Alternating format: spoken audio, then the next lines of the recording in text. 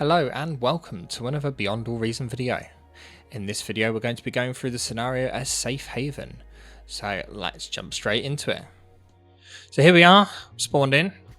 We've got a left versus right scenario, so we're going to spawn in this corner here. We've got double mechs at 2 and one mechs at 1.9, and we're just going to get our eco going. This is the same sort of setup we did for the your first game of bar, so it's basically the exact same situation. We're against one AI on the opposite side called Dragon Slayer, and we're just going to get our economy built here. While we do that, we're going to be deciding what factory we're going to go. So we're going to go bot factory. We could quite easily go vehicles here, but because we've got those free mexes, they're quite high value start, but at the same time I always go vehicles, so I wanted to do something a little bit different. So I noticed here you saw that I cancelled the factory production. Now the reason for that was the wind basically died right down to like 4 when I went to build the factory. So I was thinking that I probably wouldn't have enough energy here to start the production on the factory, and then have energy left afterwards. So instead I built that solar.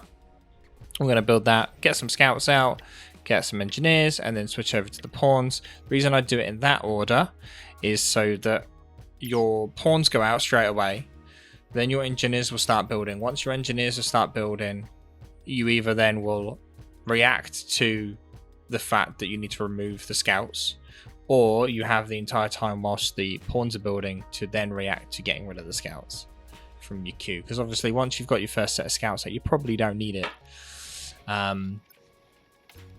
Yep, so here we're just moving the scouts forward, getting out the base, seeing what's going on. Now as a defensive measure here, we're just going to build one laser tower in the base and a radar to see if anything's going to come. But all we were really doing there was waiting for those scouts to be built so that we could get that engineer built, and then we're going to move our commander forward right to the front basically. We'll use a engineer to get those side resources. So we'll get that one there, we'll build an LLT to cover from the water, and then we're going to move up to the middle section there. We'll get an LLT to secure the bridge, get a radar so that we can see what's coming across the bridge. And then now with this other engineer here, we are going to start building some economy buildings. And we're going to get him to build those mexes. And we're going to build another radar there so we can see if something goes to cross the water that's in the blind spot of the other radar. Radars are very cheap, so they're worth having to try and cover as much of your blind spots as possible. And now while all this is going, we're going to use our scouts here to try and find out where the AI has its base. So it's going to be one or two places up here where my scouts go now, or it's going to mirror my spot start, which it looks like it is going to mirror my start. Low power. Now there's a high probability that he's going to have laser towers here defending those mexes, which you can see he's literally in the process of building. So we're going to try and get this mex, which we do. So that's good. Now we've started getting some pawns out. That will hold the bridge for us for now. We know that he's gone vehicles. And as you can see here, we're kind of struggling with energy right now. So that engineer that we had that was going and building the extra mexes, we don't really need mexes right now. We need some energy because we're not able to use the metal we've got. So we're reclaiming the trees. We're getting the second engineer to also reclaim trees. Now whilst we're doing that, we're going to move our commander even further forward. Now this can be somewhat difficult now, putting my commander in danger.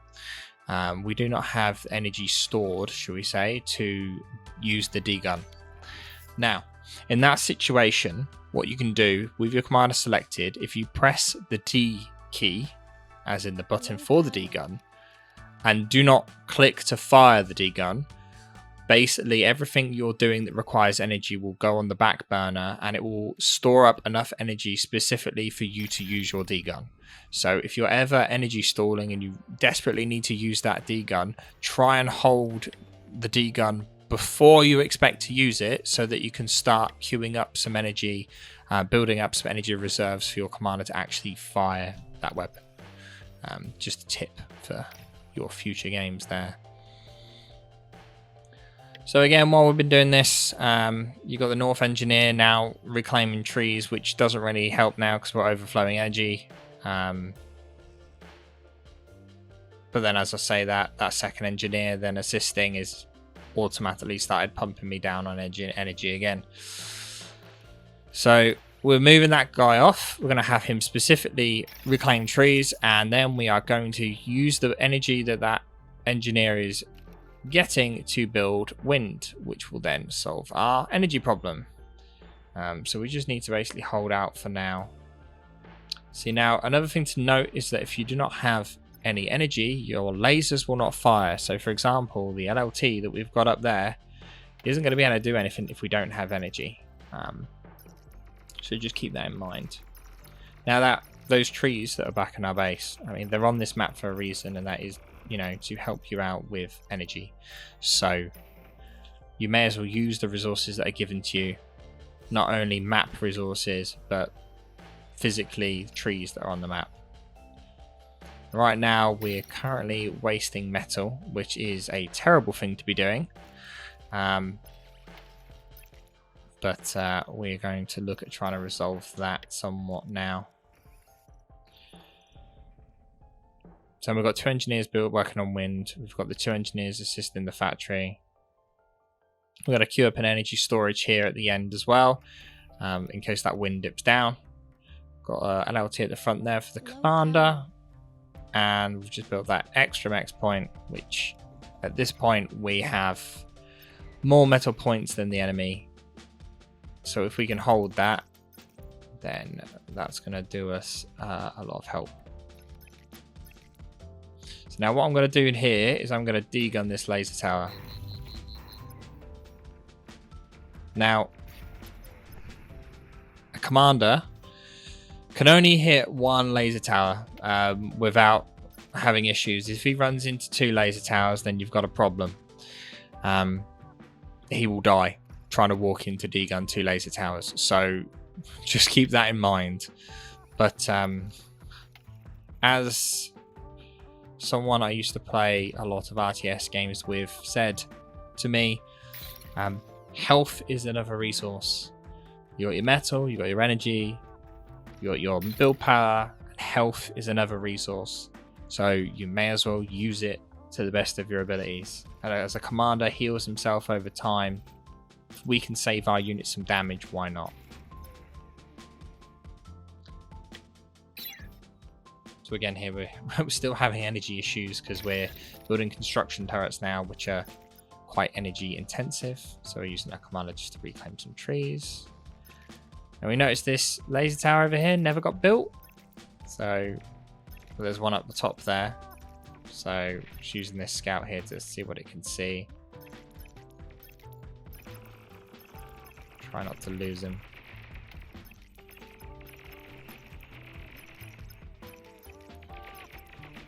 Well, I don't know what laser tower it is up there. Pretty sure it's a standard one, but not entirely sure. Gonna get a couple of stuff here. Now we're waiting for the rocket bots to have been built. We've only got 1 built at the moment. They outrange light laser towers, and so that will give us the push into the laser towers that these pawns might not necessarily be able to do. Not without losing a decent-ish amount of them. Because the AI here definitely has units, so it's not like we can just walk in with it, you know. Trying to save that pawn, but unfortunately it doesn't happen. So now we've got plenty of resources here, we've got plenty of energy. Probably got too many engineers at this point. Now, I've started to build some advanced solars here. We've cancelled out the engineers and we're going to switch out from pawns to hammers. I'm expecting the AI at this point to start going into proper tanks and not these light tanks that he's got, which is why I've switched out now. Pawns will not do very well against those at all, so also getting that reclaim while we're at it. So we're using the scout to see what's going on. Looking for that transition of fast attack vehicles to the heavier tanks, and haven't seen any. Now I know that's just a single light laser tower up here. I'm just going to take my pawns up here, cut off the AI's rest of his eco. And up there as well. My commander's got the laser tower there. He will be fine against this small volume of units that he seems to be throwing at me. And he also does have the D-gun if needed. There we go. That's 2 more mexes down. Brought this engineer over here so that if I needed more stuff, for example, like HLTs, heavy laser towers, or just things like that, stingers maybe, I would have what was needed, and I could use the commander to assist.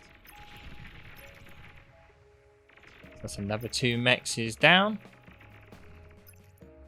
Now I can't shoot that because it's technically not actually built, and it will just despawn on its own. Now one thing to note here is you'll notice that the back pawns aren't actually shooting, so you got to be aware that they can't shoot over each other. So your best job here is to spread them out like I'm doing just then, and then you'll get more of them shooting. There's no point having, like, you know, 30 of these if they're only one of them's going to shoot at a time. It isn't really going to do much.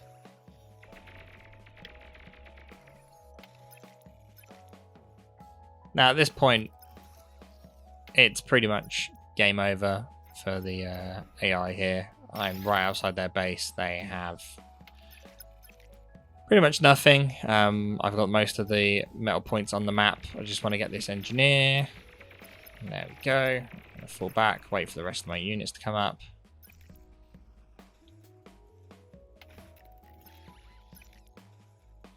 I'm also going to use my commander here as well, because why not?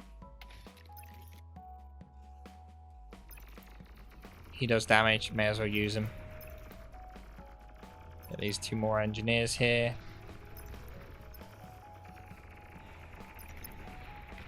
See if I can get this engineer. No, the engineer slipped away.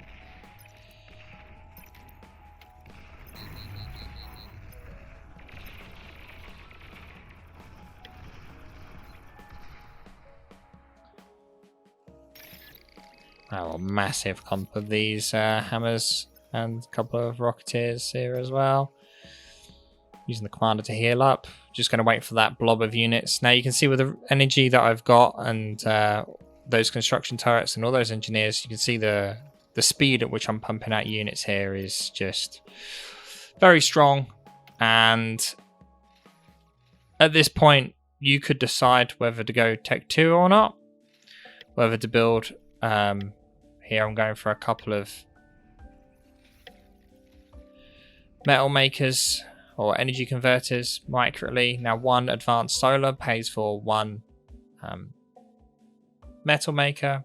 Now the reason why I'm doing this is realistically I don't expect the game to go on for that much longer, but they're idle, so it's kind of like I don't need more power. So don't really need to do anything with them. I could have left them idle, but there was no need. So I'm just grabbing this last lot here. And then we're going to push in. Enemy doesn't really stand a chance at this point. With the radar there, you can see exactly what they've got, and it's, well, it's nothing. So I'm just going to group these units up. The small pawns obviously do not want to go first, otherwise they're just going to get splashed, whereas the tankier units here are going to go into the front, tank all the shots. The Roccos are going to go behind it and shoot the towers, and then I'll send the pawns in afterwards. Here we go.